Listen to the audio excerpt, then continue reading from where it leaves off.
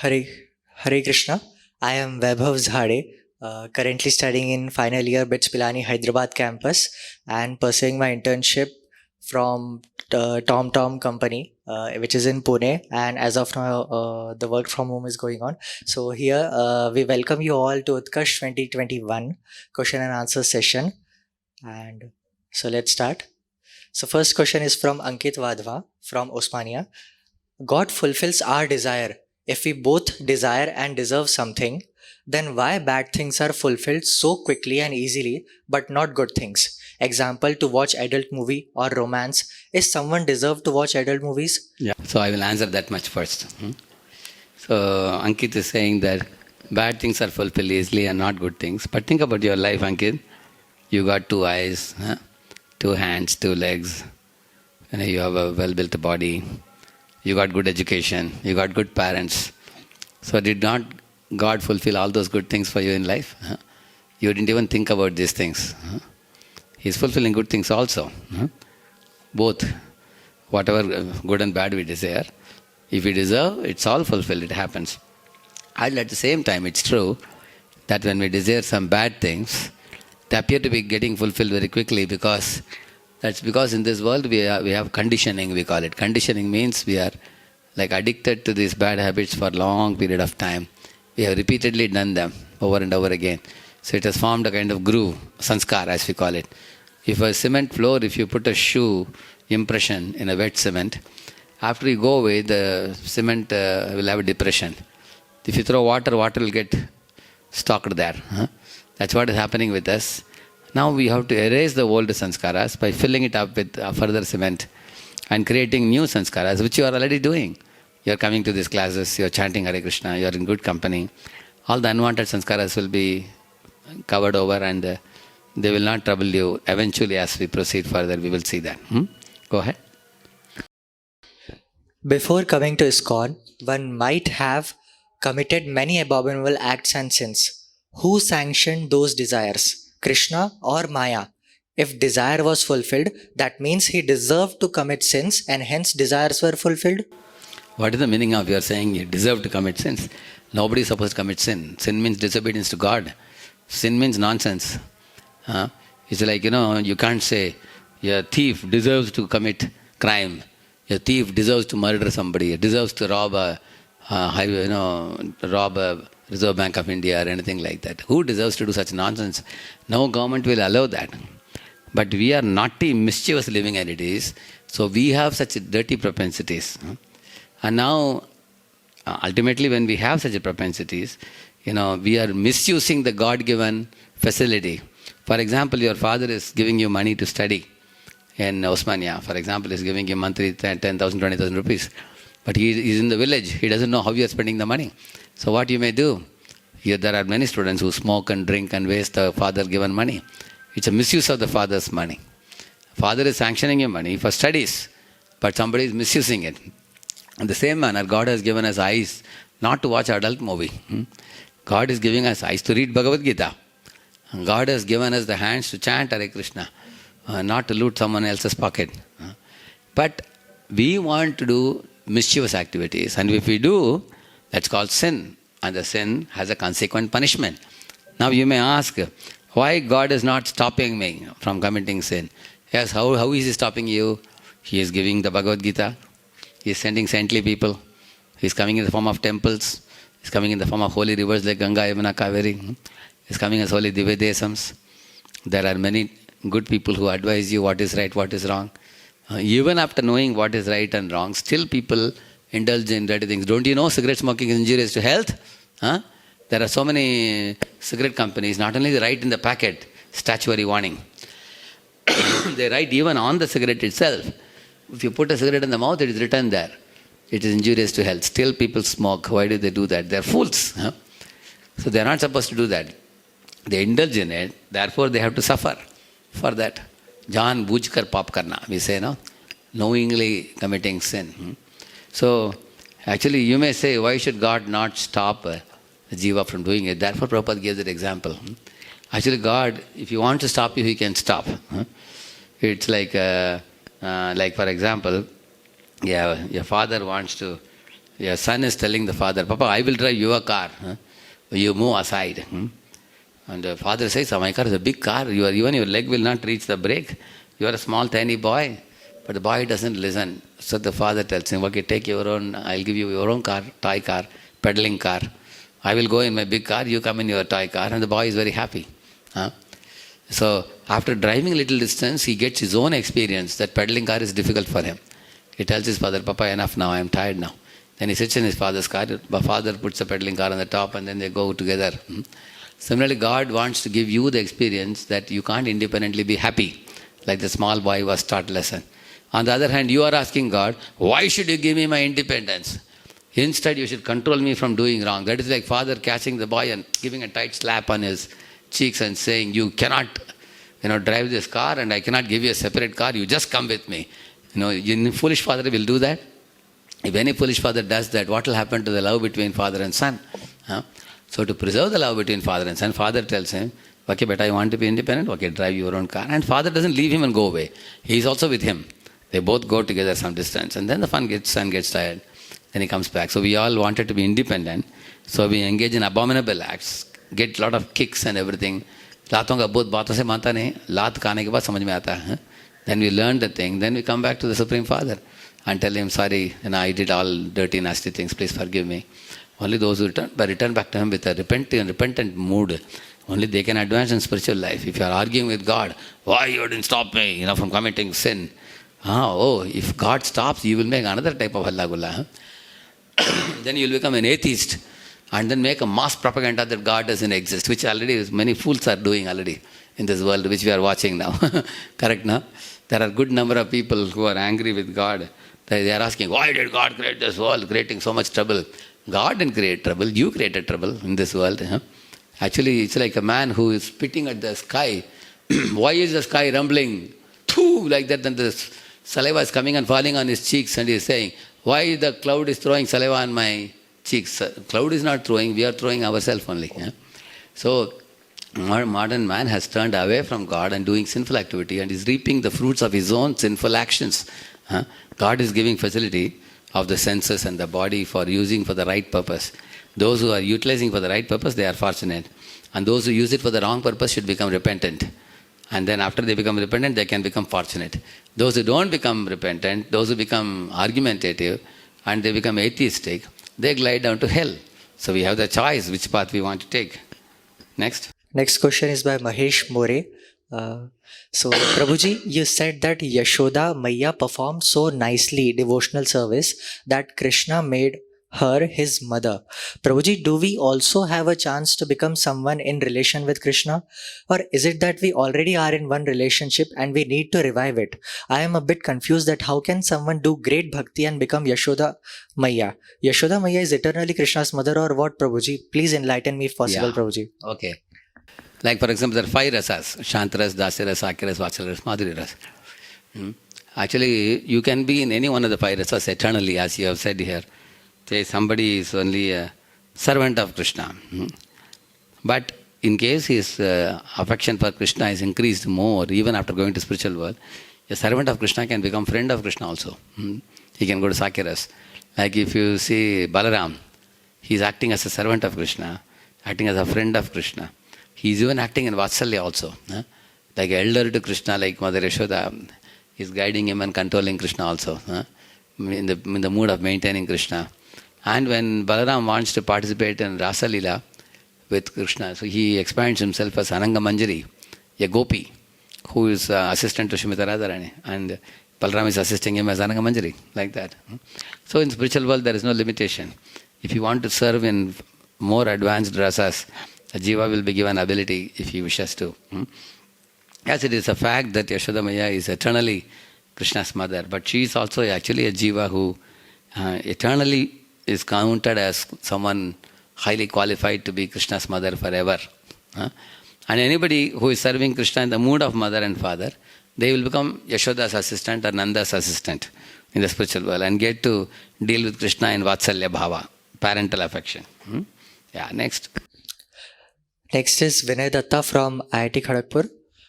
Our institute, IIT Kharagpur, motto is Yoga Karmasu Kaushalam, and it is translated as excellence in action is yoga. Is it correct? Also, I want to understand the difference in Buddhi Yoga, Karma Yoga, and Bhakti Yoga. Yeah. Actually, yoga karmasu kaushalam. That means you should act in such a way that your action will lead not to bondage, but your action will lead to liberation.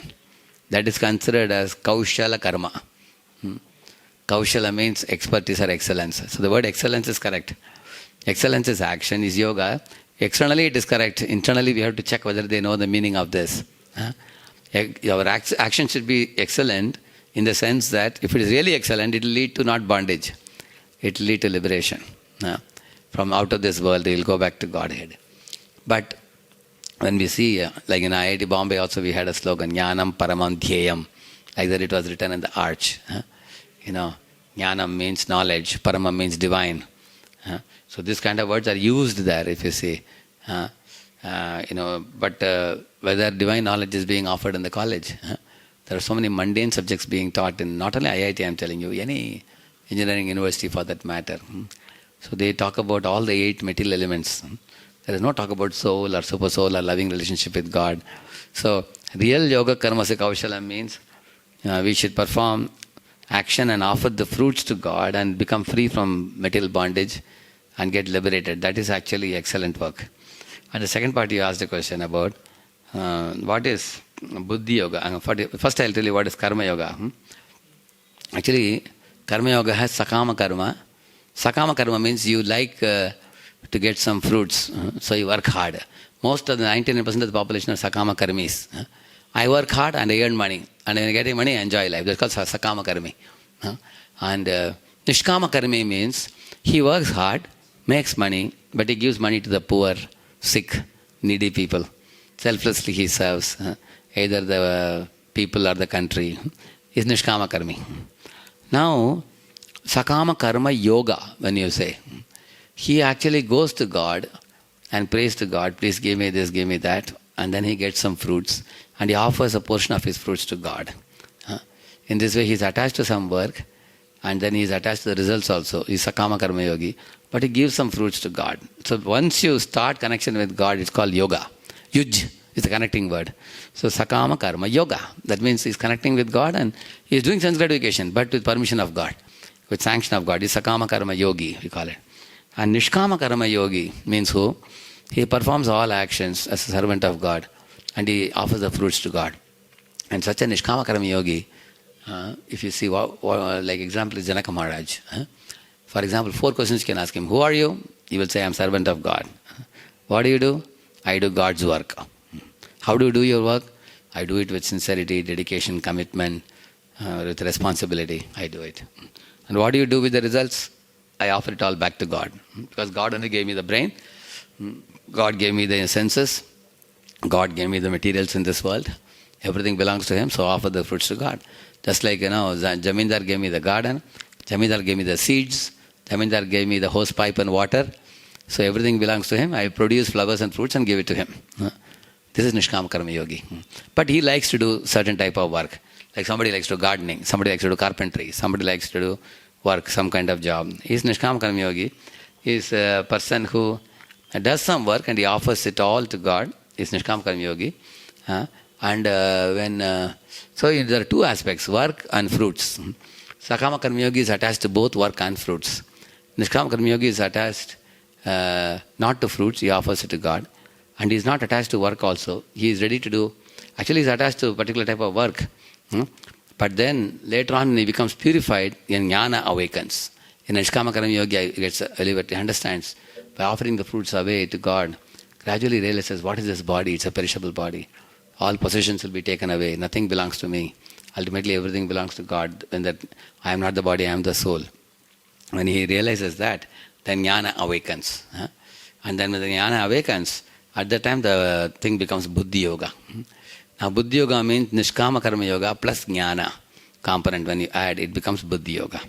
So, and it's almost like Bhakti Yoga only. But the difference is why he's saying Buddhi Yoga. When Nishkama Karma Yogi awakens knowledge, Prabhupada says 2 meanings. One is, with that transcendental knowledge, he performs Nishkama Karma Yoga like Janaka Maharaj. Therefore, it's called Buddhi Yoga. Another meaning of Buddhi Yoga is Dadame Buddhi Yogam Tam Yena Mama Payanti. Krishna says, for such people, I give the buddhi by which they can come to me. So Prabhupada uses the Buddhi Yoga and Bhakti Yoga similar because Nishkama Karma Yoga with Jnana leads to Bhakti eventually, very soon. Okay? Yeah, next. Next, Rohit Kumar Chaudhary from SGGS. Hare Krishna Prabhu, in spiritual world, there are trees and plants same as in material world. But in material world, they are due to their past karmas. But why and who are the trees in spiritual world? Yeah, actually, the trees in the spiritual world are impersonless who have now developed some attraction to Krishna in their life stage. So they become trees and they don't like to be acting and moving. They like to be in meditation. Shant avastha, like that, they stand like trees. Shanti, Shanti, Shanti. They just stand like this. They have flowers and fruit. They just like to watch the Lord. They like to see His beauty. They like to adore Him. They may not dance with Him. They may not sing with Him. They may not do activities with Him. So they are the fellows who become trees in the spiritual world. They have become promoted from the Brahma Jyoti level to the spiritual world where they can become trees like that. That is in general like that. But the trees are also sometimes very great personalities, like Madhavendra Puri is a Kalpavriksha tree in the spiritual world. So we may tend to think that those who are trees in the spiritual world are actually sinful or something. We shouldn't think like that. In spiritual world, all are absolute bodies. Whether you have a grass body or a tree body, cow's body, covered boy or a covered girl, all are Sachidananda body. And actually, one form can change into another form also. If Lord wishes, they have lot of innumerable abilities they have in the spiritual bodies. Versatility, unlike the material body. Yeah. Even devatas in this world can disappear in one form and reappear in another form. They can change form at will. Their eyes never blink. Their leg doesn't touch the ground. The garland they wear never gets faded. The shadow never falls on the ground. These are all devatas. Even devatas in this world can do so many things. In spiritual world, there are innumerable other opportunities. But some people desire that I want to become a Kalpavriksha tree and keep fulfilling the desires of the devotees. Then they may have the Kalpavriksha tree body. That's not considered inferior there. Yeah. Next. Text is by Keshav Biani from NWKOL. Hare Krishna Prabhuji, is there some difference between bhakti done in Kali Yuga and that done in other ages? No, bhakti is always the same. But in Kali Yuga, it's more easy, we can say. Why? Because the procedures are very simple. You see, in the previous ages, Bharat Maharaj and others did bhakti because the age was Satya Yuga, Treta Yuga. They had to also do many other processes. Along with bhakti, they did as a king, they have to perform big yajnas. They had such big elaborate duties also. But we have no other duty. We just have to Hare Nama, Hare Nama, Hare Nama Iva Kevalam, Kalau Nastyaiva, Nastyaiva, Nastyaiva Gataranyata in Kali Yuga. Just chant the holy name, chant the holy name, chant the holy name. No other big dharma is prescribed. That is the main activity. Chanting the holy name, following the four related principles, and studying the bhakti literature, being in the sangha of devotees and not break the regulative principles. So the process is relatively much simpler, we can say, in this age, provided we are sincere. Next. How to protect us from offences to holy names? There is so much bad association, and due to previous habits, we tend to commit offences to devotees.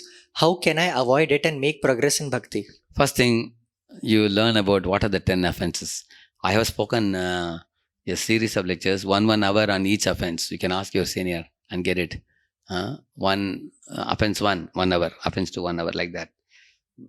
I would tell you that 10 offences, you thoroughly understand it, what it is first. And then afterwards, we can learn about, in case we commit any other offences, how to repent for that and how to get out of it. We can learn also. You say that there is a lot of bad association. So, at the same time, minimize it and maximize your devotee association. Like, for example, you are in a college. If there is a free period, teacher didn't come a particular day, boys start gathering in gangs, in groups, and talking all rubbish. So what you can do? Leave that place and go to library. Go and sit in library in 1 hour, do some very good study. You can do like that. Similarly, the last period, there is no period. They have cancelled the last period. Immediately take your bike and go home. Don't stay and hang around in the college with useless people who will spoil your time. or talk rubbish things. Even I used to go to the class on time. Tang, bell rings. When the bell rings, tang, I'll be out of the class. I'll be like a lightning. Don't waste one moment with useless fellows. And on the other hand, if I have some good friend, I'll go straight to him and sit with him for half an hour, 1 hour also. Therefore, you have to be choosy about your association. That's one thing I can say. So, in this way, if you are a little alert about spending time, if you are a little alert about choosing association, 3 A's you can remember: association, activity, attitude. If your association is good, then you will do good activities. If activities are good, your attitude will be elevated. If your association is bad, you will do bad activities. Result of bad activities, your attitude will go down. So the choice is yours. Yeah. Next, by Anirudh Bajaj from IIT KGP. What is our ultimate aim? Is it to serve Krishna or to get happiness? That's why we are serving Krishna. No, devotee doesn't ask for happiness. We only want to serve Krishna. And the result of serving Krishna is happiness. For example, say a wife is a housewife. Husband has gone to office. When he comes home, he sees the house is completely neat and clean, spick and span. And his clothes are all washed and dried in the terrace and nicely taken and folded and pressed and kept in hangers and kept in the room very nicely. The wife is a loving lady. When the husband comes home, she makes him sit and feeds him very nice snacks or something she has cooked. Sitting next to him, she is serving. So husband feels very happy. He says, "Oh, my wife, I am feeling so happy at home. I returned from the company. You are doing everything so properly. You are keeping things neat and clean and you are cooking such nice things for me." So who feels happy? If you ask, husband feels happy by her service and wife feels happy by the appreciation that the husband gives naturally. So both feel happy. And that's how when we serve the Lord, when Lord feels happy, the Jiva feels happy also. Yeah. Next, by Praveen Kumar.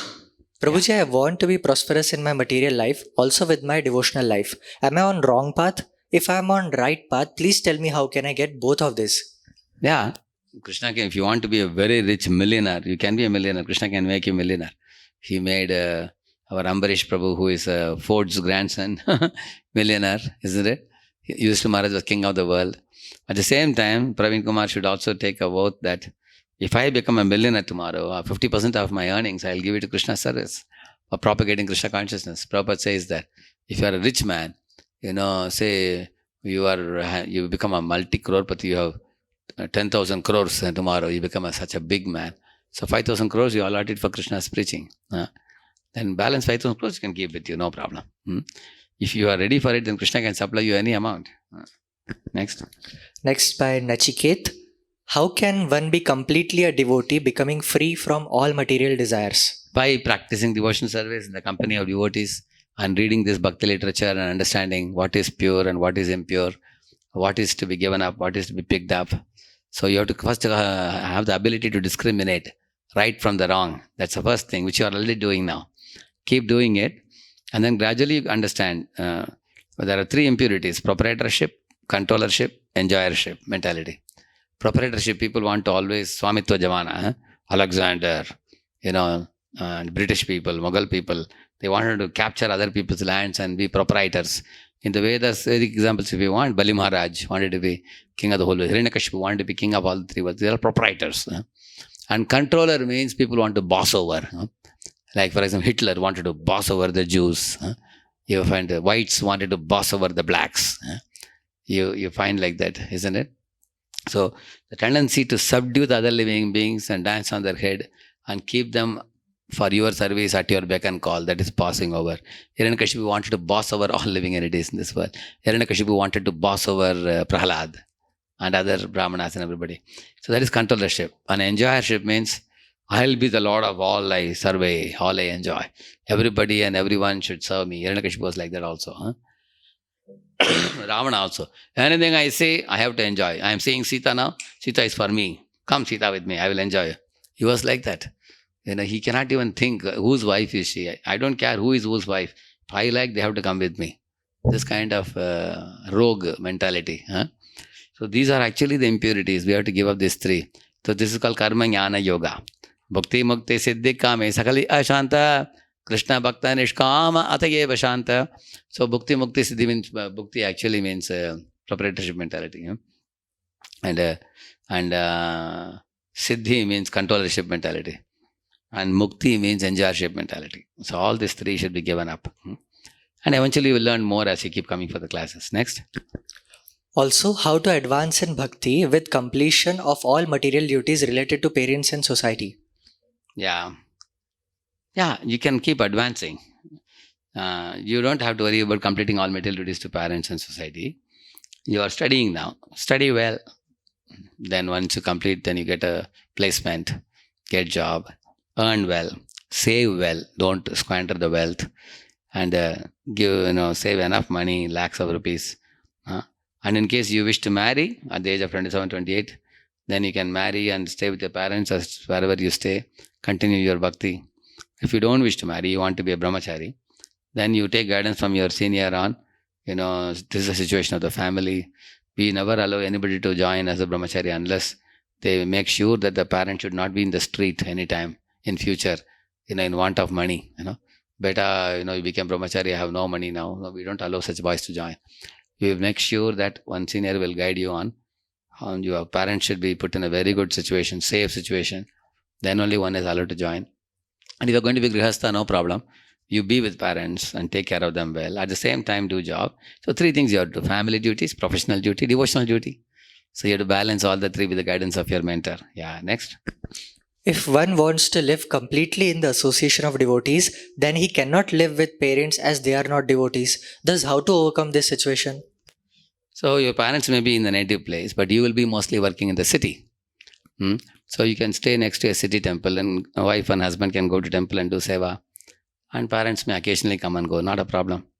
But in case parents want to come and stay with you, take a 3 BHK house, give them a separate room. They may want to watch TV or something. You can give a TV in their room. Parents will be happy that our son is giving us coffee and tea, is giving us TV to watch, is giving us newspaper. So they may live in their own private room along with attached bathroom latrine. Parents are old people, they'll be happy. And in your other part of the house, you can keep the Krishna conscious culture. And you can live next to the temple and you can take association. You should learn the art of both pleasing the parents and pleasing Krishna and Guru and devotees. And that you will learn as you get married, and there are guidances which will come from your seniors. Yeah, that's all. Finished. Answered all your questions. Thank you. Really nice questions. Srila Prabhupada ki. Thank you very much.